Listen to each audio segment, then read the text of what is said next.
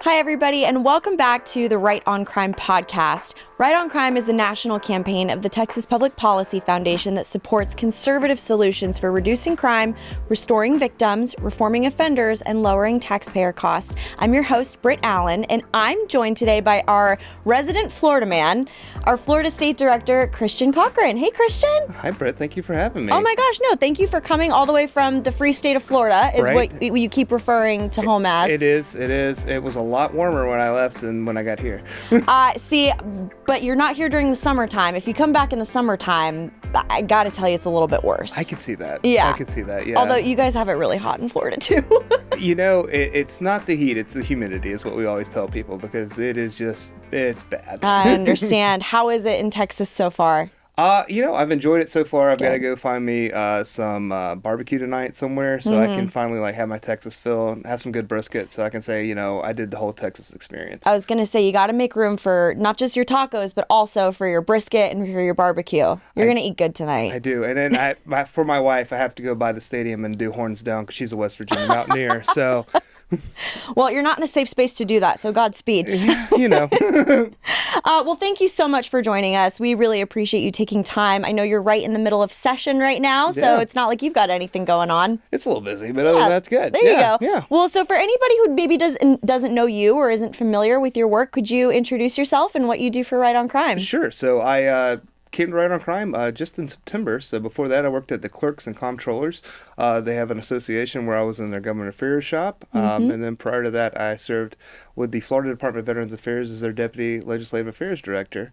But before all that, I was a Deputy Sheriff in Okaloosa County, which is in the Florida's Panhandle. Wow. Yeah. That's intense. I'm sure you've got some stories. It was I do. It was a weird career shift, I'll be honest with you, but Yeah. it's been a heck of a ride so far. So tell me a little bit about your time. Yeah, so There. I started off right out of the academy, and it was right post Great Recession, so it was hard to find a law enforcement job. Like today, I know that's crazy to think because Yeah. the vacancies are kind of been a problem in many Right. states, but back then it was very hard to find a job in law enforcement. But I ended up going to Okaloosa County, served with them, active for 2 years, and then deployed in 2015 to Kosovo. Ended up getting hurt. It was just a weird accident, and came back, spent some time recovering at a couple different places, and I realized I was having a hard time kind of readjusting back into going back into law enforcement. I had suffered a pretty significant ortho injury on my right shoulder, and being right-handed and being in law enforcement, I'm taking a quarter of my body out of anything walking in. So I spent a year trying to learn how to shoot non-dominant hand, trying to do everything I could to try to, stay in it. And I went back for about a month.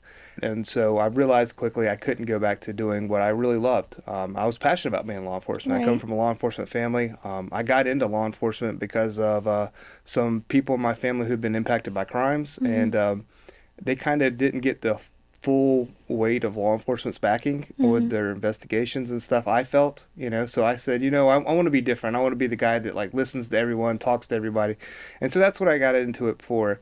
But when I realized that that was no longer the case, it was a weird transition. But luckily there was a position for a Wounded Warrior Fellowship with the U.S. House. And so my wife and I packed up and we moved to Jacksonville, Florida, where I served in a congressman's office doing military and veterans affairs, constituent casework. I got to dabble in some policy stuff, which was really cool. Go to D.C. because my mother-in-law lived up there and spent some time in the D.C. shop. Okay. Wouldn't recommend, but hey, it was a good time. What it was. That's the general consensus of most people in this building. Right, So. yeah.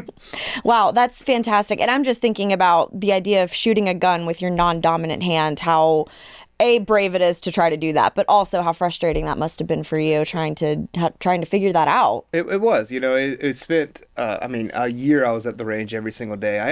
Now I shoot better left-handed than I ever did right-handed. So that's, if you got to look at a glass half full, there it is. There you go.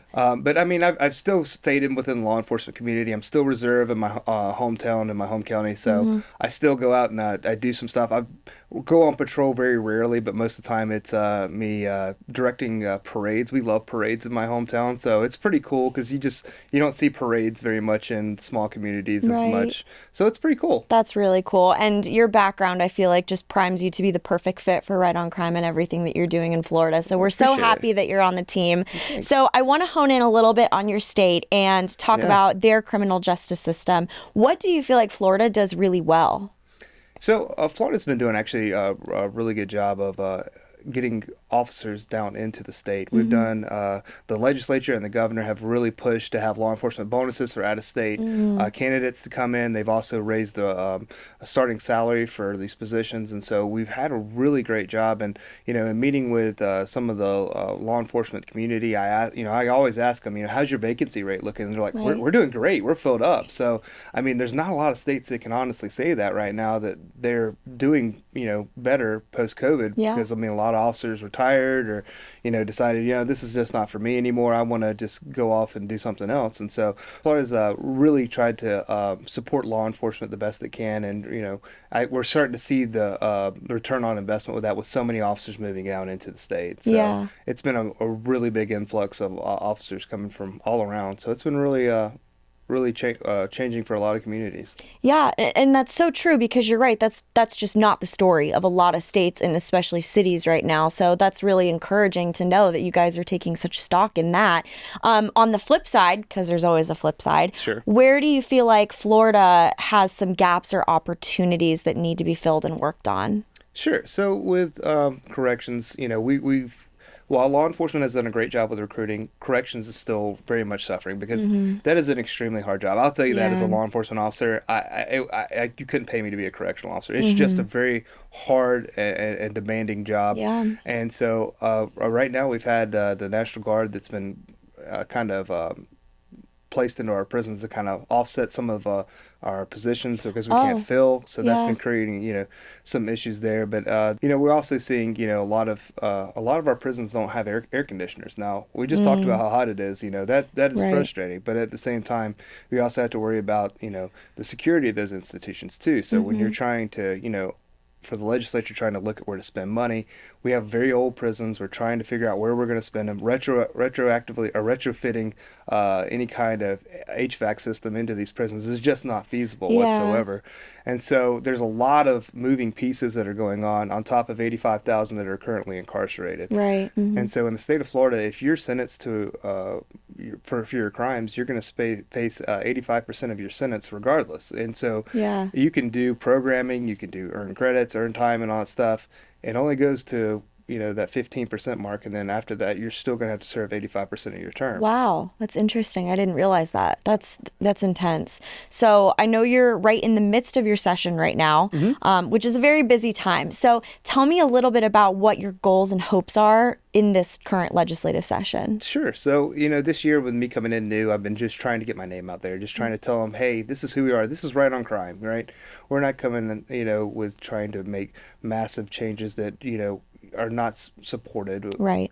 We want you to understand that we're trying to come with some common sense solutions that might actually, protect victims, promote public safety, and also reduce the tax burden that we're having to face. I mean, when you're facing extreme costs, ultimately there's a person that's going to be responsible for that, and that's the taxpayer. And so when Right. you're looking at cost drivers, we really need to look at some other steps to kind of address these things before we get to a point where it's just the perfect storm of problems. Yeah, no, that's really smart. And that makes a lot of sense. And I think one thing that we at Right on Crime do really well is we always try to take the approach of being the adult in the room and being common sense when it comes to our approach on policy and legislation. So I think that that's fantastic. And obviously we're rooting for you and you're the perfect person for the job. So excited to see how this session turns out.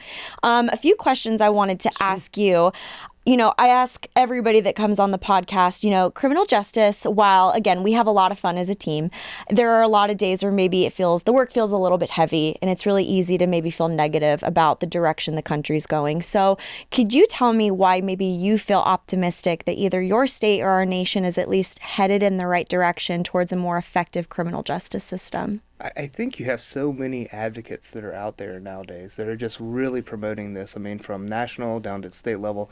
When I go into committee meetings and I hear so many groups who are like actively engaging into criminal justice, it's refreshing because I mean, people know that there's some places we need to improve. And so my hope is that with those resounding voices, not all of them with great ideas, I'll be the first one to admit, but at least they're at least opening a conversation. So if that position that they're taking doesn't work, we can at least have the conversation of, well, what will work? And so that's what I'm kind of hoping that kind of envelops when we kind of continue on with things. Yeah, that's great. And then for anybody in your state who doesn't work for Right on Crime, isn't a legislator, or, doesn't have any sway in the policy world, but wants to be involved in criminal justice and making the system better and helping in any way they can, what recommendation would you have for people in Florida to be part of the process? Definitely come up to Tallahassee. I mean, you know what? If you sit in those committee meetings and you hear the stuff that's going on, you look at the stuff, the budget items, and seeing, the costs, and,